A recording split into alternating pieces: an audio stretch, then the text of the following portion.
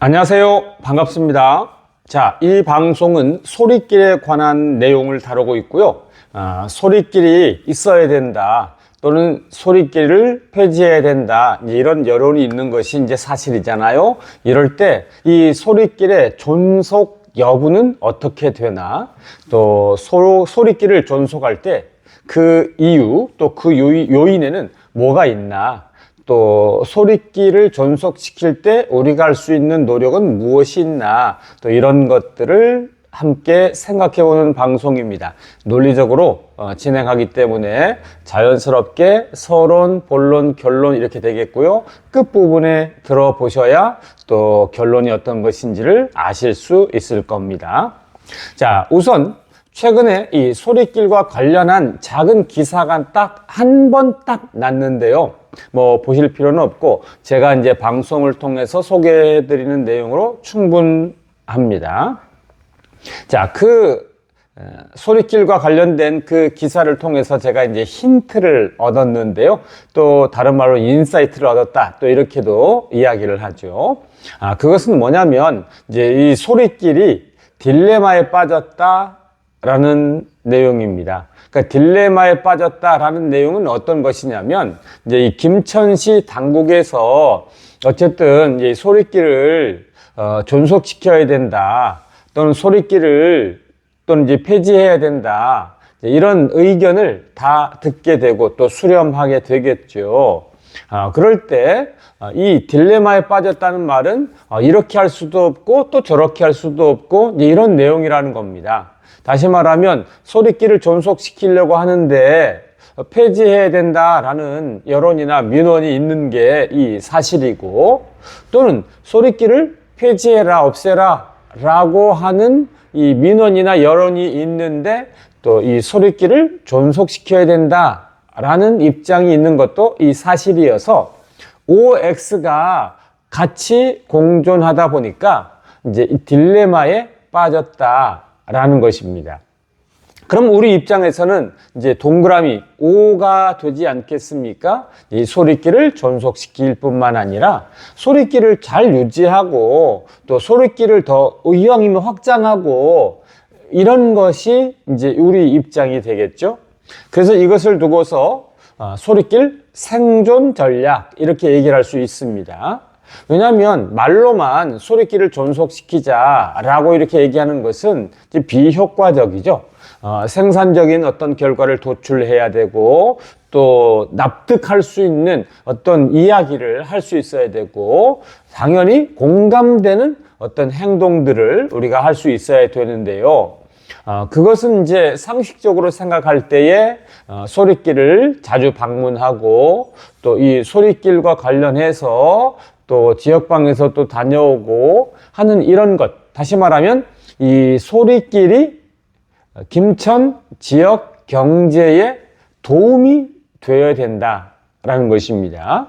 그래서 지역 경제에 도움이 되면 당연히 소리길을 존속시키겠죠.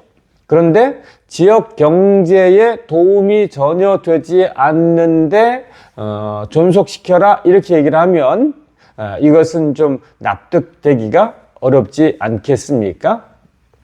이 말은 이제 이런 말이 있습니다. 뭐냐면 참 많이 알려진 말인데요. 직장 상사나 또는 나이 든 사람, 선배는 입을 열지 말고 지갑을 열어라, 이런 말이 있죠.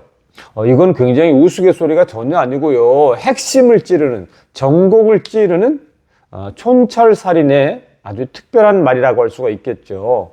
지갑을 열지 않고, 다시 말하면 커피값 하나 내지 않고 또 먹을 거 하나 사지 않으면서 말만 하고 잔소리만 하면 굉장히 피곤하죠.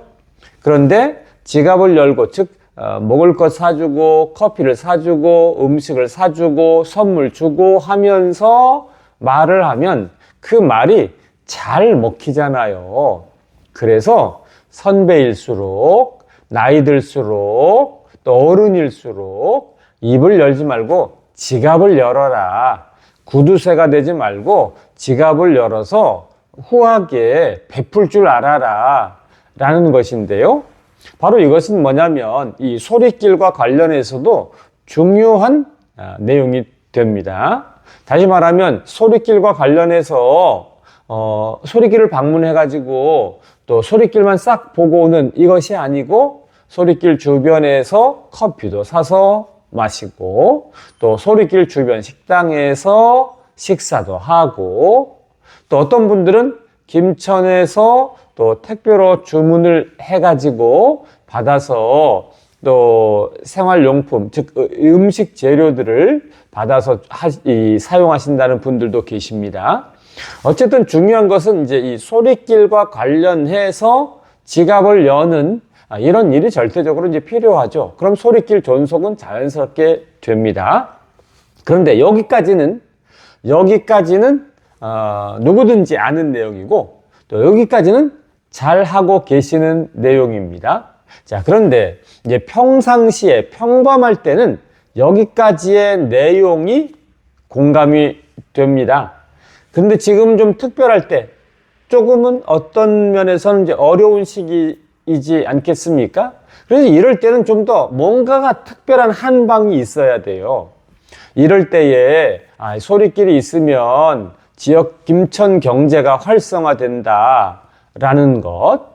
그러니까 김천시 인구보다도 아리스 팬 숫자가 더 많다고 합니다.